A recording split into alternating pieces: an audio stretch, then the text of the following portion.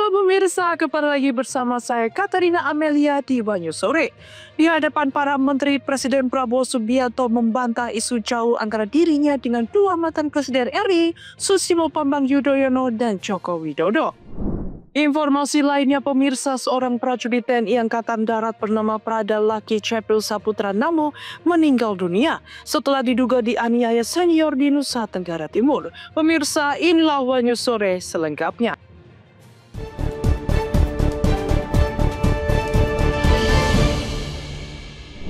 Presiden Prabowo Subianto membicarakan soal pihak-pihak yang berspekulasi politik di hadapan para menteri. Ia menyebut ada pakar yang merasa lebih tahu soal hubungannya dengan kedua mantan presiden SBY dan Jokowi.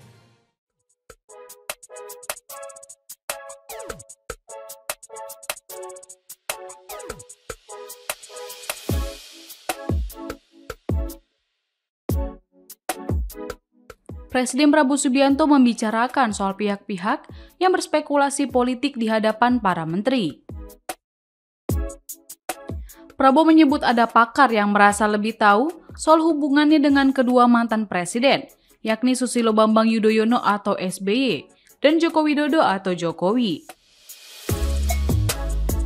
Hal itu disampaikan Prabowo saat menutup pengarahan pada sidang Kabinet Paripurna di Istana Negara, Rabu 6 Agustus 2025. Ia mengatakan isu itu hanya digelintirkan oleh pihak tak bertanggung jawab yang seakan-akan tahu banyak tentang hubungannya dengan Jokowi dan SBY. Tak hanya itu, Prabowo juga menyinggung soal reshuffle yang santer berhembus di publik.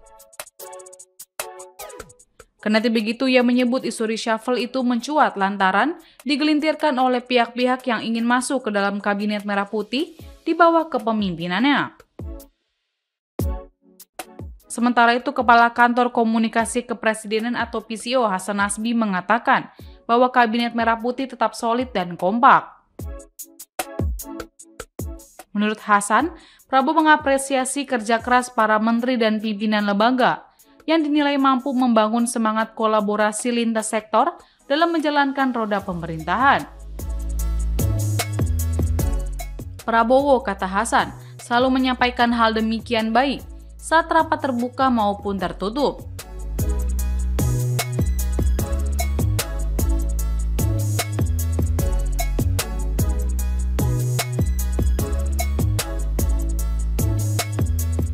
Hingga saat ini tidak ada arahan atau isyarat khusus dari kepala negara, baik dalam forum resmi maupun rapat internal, mengenai rencana perombakan jajaran kabinet. Hasan juga menegaskan bahwa reshuffle merupakan hak prerogatif Prabowo. Ia menjelaskan Presiden menyadari bahwa isu reshuffle itu tentu ada. Lebih lanjut, Hasan menyampaikan diskusi publik soal kemungkinan reshuffle merupakan hal yang wajar dalam demokrasi. Namun, Prabowo saat ini merasa tidak ada urgensi untuk itu. Sebelumnya, pada pertengahan Juli, Prabowo sempat menyatakan bahwa reshuffle bisa saja dilakukan jika ada menteri yang dinilai lamban dalam mengambil keputusan penting. Namun, untuk saat ini belum ada sinyal lanjutan terkait hal tersebut. Ketua Umum Projo atau Pro Jokowi Budi Aris Setiadi menegaskan bahwa organisasi relawan akan mengikuti sepenuhnya arahan politik Presiden Prabowo Subianto. Hal itu menanggapi spekulasi apakah Projo akan bergabung ke Partai Gerindra atau PSI.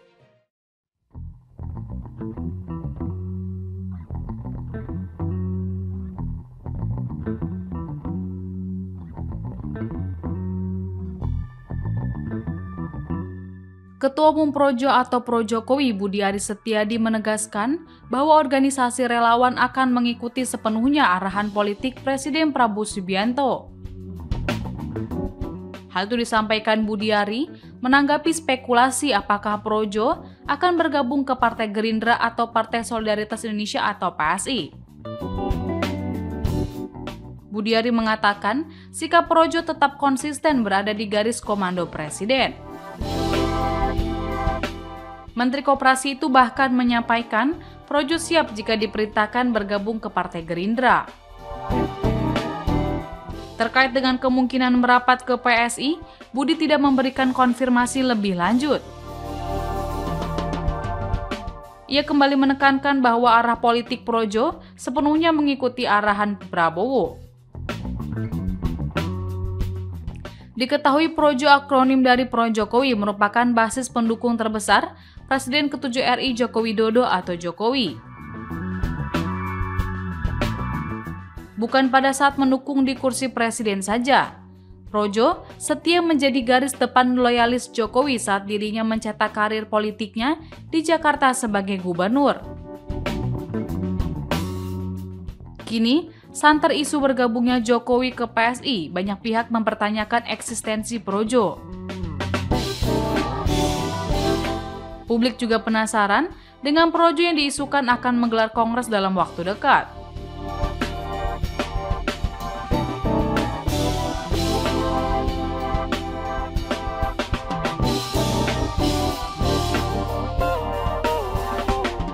Lalu, dengan berbagai perkembangan yang selama ini terjadi, sejumlah pihak ingin mengetahui kemana arah dukungan Projo selain ke PSI adalah Gerindra.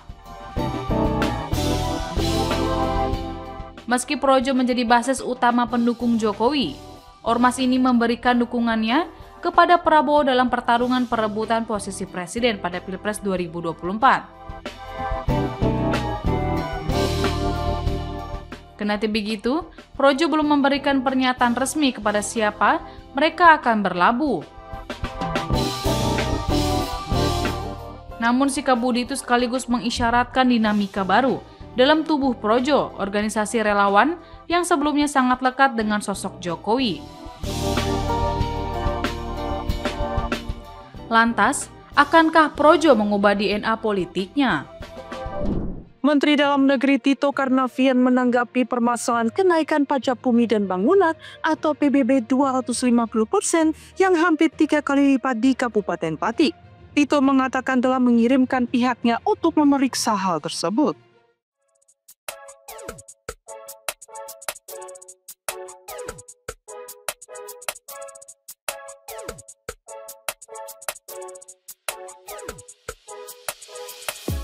Menteri Dalam Negeri Tito Karnavian turun tangan terkait kisruh kenaikan pajak bumi dan bangunan atau PBB hingga 250% oleh pemerintah Kabupaten Pati, Jawa Tengah.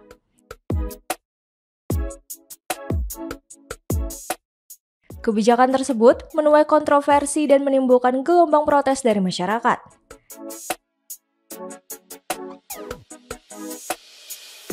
Tito Rabu 6 Agustus di Istana Kepresidenan Jakarta mengatakan telah memerintahkan Inspektorat Jenderal untuk memeriksa polemik tersebut. Saya sudah perintahkan Irjen untuk cek, itu aja. Dasarnya apa? Tapi kan biasanya Pak, pajak itu harus konsultasi ke Kemendagri, itu sudah konsultasi loh. Saya akan cek lagi. Saya baru juga tahu dari media, makanya saya akan cek. Ya, terima kasih. Sebelumnya diberitakan, warga Kabupaten Pati keberatan dengan keputusan kenaikan PBB hingga 250%.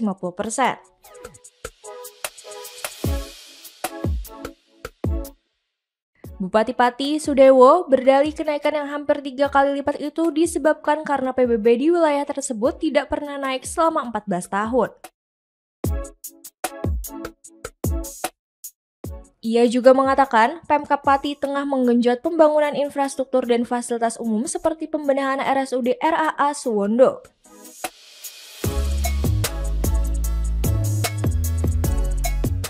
Kebijakan ini menimbulkan gelombang protes dari masyarakat yang menggelar aksi menolak kenaikan pajak bumi dan bangunan itu.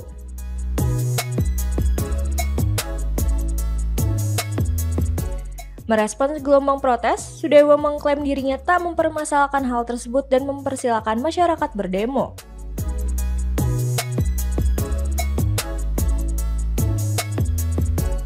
Dalam video pendek yang tersebar luas di media sosial, ia bahkan mengatakan tak gentar dan aksi massa tersebut.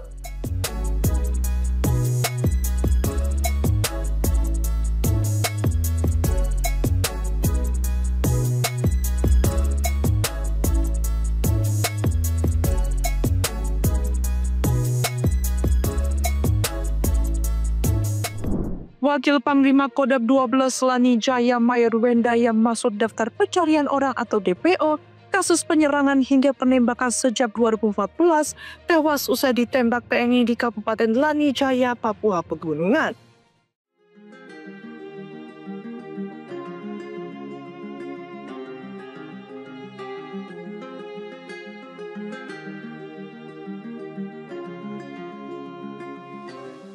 Wakil Panglima Kodam 12 Lani Jaya Mayor Wenda tewas usai ditembak TNI di Kabupaten Lani Jaya, Papua Pegunungan. Pentolan OPM itu tewas bersama adiknya Denny Wenda dalam kontak tembak dengan TNI di Kampung Mukoni pada Selasa 5 Agustus. Mayor Wenda terpaksa ditembak mati karena melakukan perlawanan saat disergap prajurit TNI.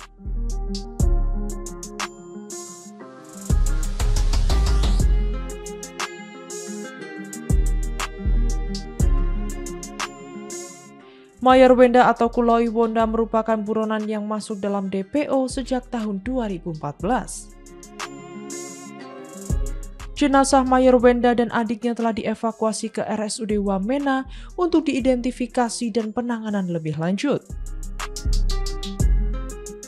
Tindakan tegas dan terukur terhadap kelompok bersenjata ini kami pastikan dilakukan secara profesional sesuai prosedur hukum dan hanya terhadap pihak-pihak yang melakukan perlawanan atau mengancam keselamatan masyarakat maupun aparat keamanan.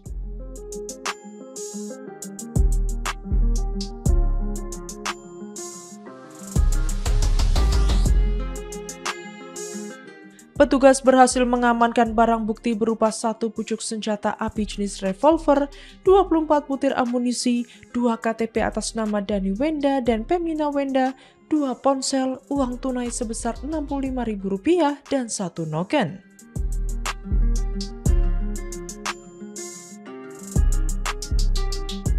Diketahui Mayor Wenda terlibat sejumlah aksi kejahatan di Papua, di antaranya penyerangan Mapolsek Pirime pada tahun 2012, pembunuhan anggota Polri di Tolikara pada tahun 2012, 9 penghadangan patroli dan aksi penembakan terhadap aparat keamanan di wilayah Lani Jaya pada tahun 2014.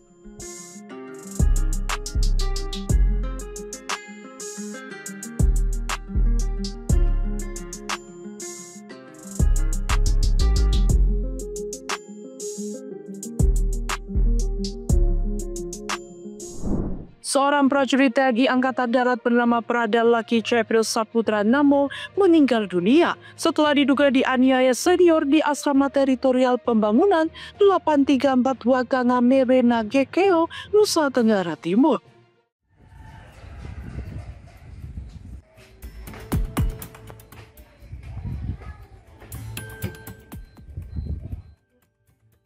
Seorang prajurit TNI Angkatan Darat bernama Prada Laki Cepril Saputra Namo meninggal setelah diduga dianiaya senior di Asrama Teritorial Pembangunan 834 Wakangamere Nagakeo, Nusa Tenggara Timur.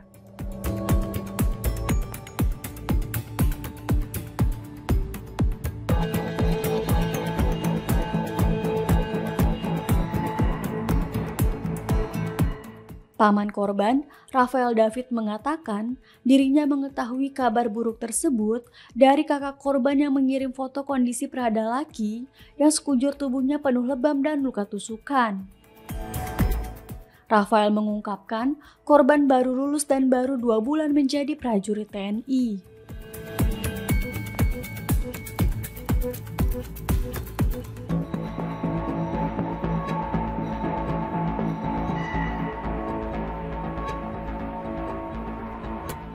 Korban merupakan anak kedua dari 4 bersaudara dan menjadi tulang punggung keluarganya mengingat 2 adiknya masih kecil. Jenazah korban akan tiba di Kupang pada Kamis 7 Agustus pukul 14 waktu Indonesia Tengah setelah diterbangkan dari Bandara Ende Flores. Rumah korban yang berada di Kompleks Asrama Tentara Kuanino Kupang itu sudah dipenuhi karangan bunga dari petinggi TNI Angkatan Darat sebagai tanda turut berduka cita. Berdasarkan informasi, jenazah korban akan langsung dibawa ke Rumah Sakit Bayangkara untuk dilakukan autopsi.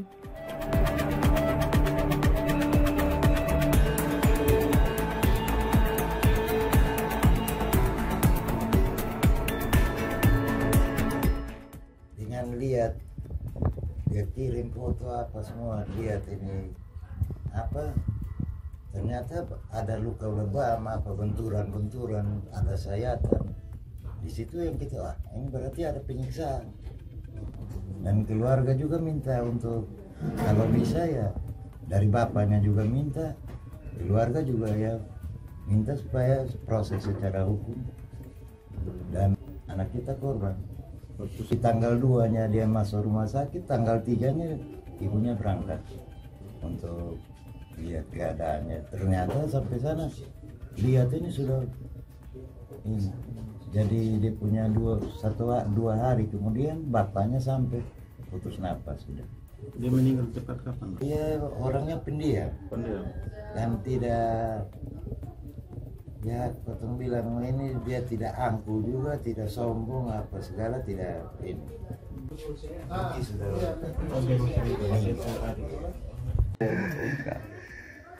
Jadi Kebun Binatang Bandung ditutup sementara usai bentrokan antara dua pihak yang mengklaim sebagai pengelola yang sah.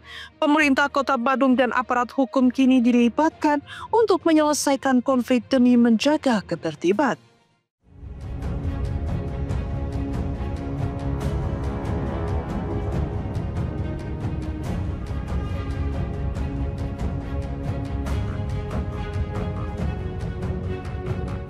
Kebun Binatang Bandung atau Bandung Zoo kembali menjadi sorotan publik setelah terjadi bentrokan antara dua kelompok yang sama-sama mengklaim sebagai pihak pengelola Rabu 6 Agustus.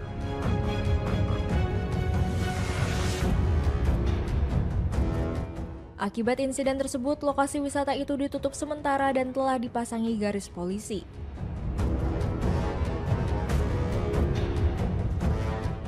Pasca peristiwa itu, Gubernur Jawa Barat Deddy Mulyadi menyatakan bahwa urusan pengelolaan Bandung Zoo merupakan kewenangan pemerintah Kota Bandung.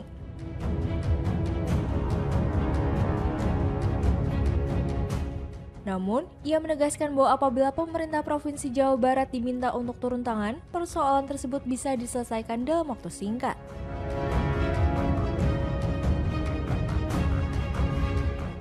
Di pemerintahan kota ya, sampai hari ini kan kita tidak diminta untuk membantu menyelesaikan masalah tersebut. Saya kan membatasi diri hari ini, tidak masuk dulu ke wilayah yang menjadi kewenangan kota tanpa diminta.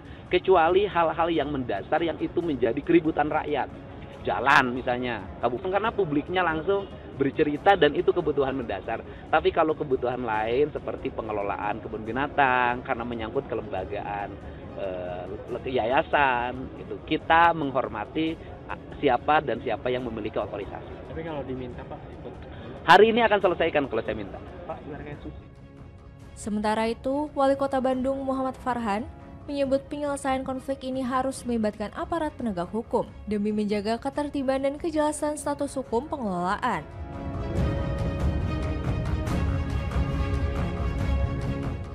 Kejaksaan tinggi, kasus hukumnya kejaksaan tinggi, saya nggak beri komentar apa-apa. Kalau Bapak melihatnya bentrokan kemarin gimana Pak? Ya nggak boleh lah. Jadi itu mah hanya di kejaksaan tinggi ya, ranahnya ranah hukum. Kita nggak bisa jaga Bapak. Mangga? Siapa? Nuhun sadayana. Sebelumnya, bentrokan terjadi ketika sekelompok karyawan dari Yayasan Marga Satwa Taman Sari berupaya masuk ke area kebun binatang.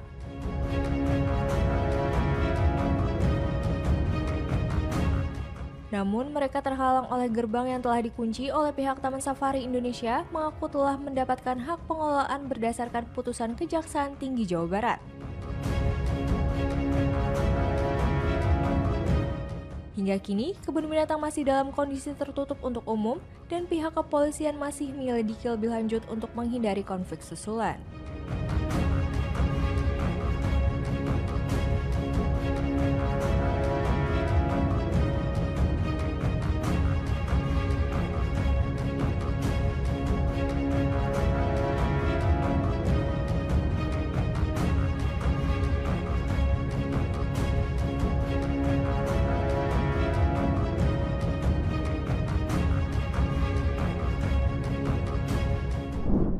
Di tengah pro dan kontra soal kewajiban royalti musik bagi pelaku usaha, Ahmad Dhani memilih jalur berbeda.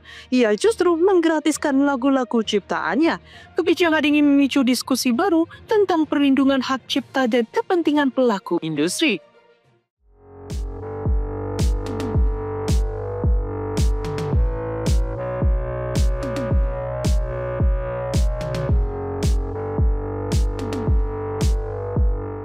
Polemik pembayaran royalti musik oleh pelaku usaha seperti kafe dan restoran sedang menjadi pembahasan hangat di ruang publik.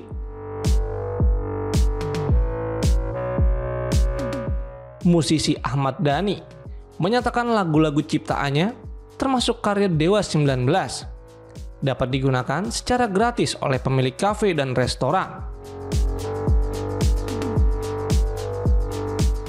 Pernyataan ini ia sampaikan melalui akun Instagram pribadinya. Dhani juga mempersilahkan pelaku usaha yang ingin memutar lagu-lagu Dewa 19 versi Firza atau Elo untuk menghubunginya langsung melalui DM Instagram. Langkah Ahmad Dhani tersebut memicu beragam reaksi dari warganet. Sebagian besar menyambut positif keputusan itu dan mengapresiasi sikap Dhani yang dinilai berpihak pada pelaku usaha. Beberapa netizen bahkan membandingkan kebijakan ini dengan pernyataan musisi lain yang meminta masyarakat memahami pentingnya pembayaran royalti.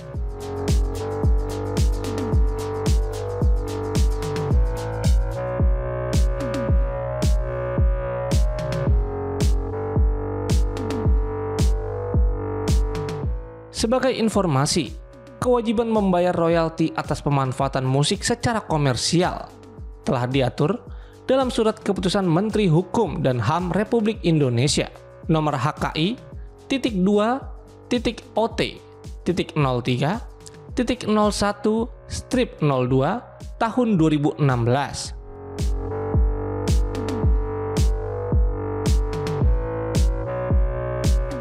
Dalam aturan tersebut, pemilik usaha seperti restoran dan kafe diwajibkan membayar royalti kepada pencipta dan pemilik hak terkait masing-masing sebesar Rp60.000 per kursi per tahun.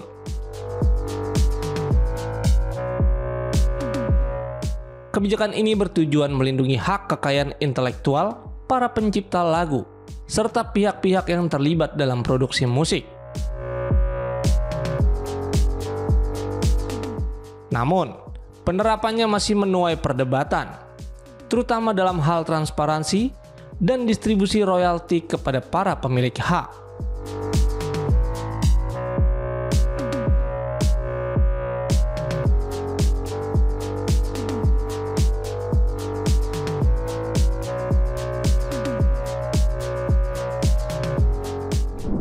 Demikian informasi yang dapat kami sampaikan pemirsa. Terima kasih telah bergabung bersama kami.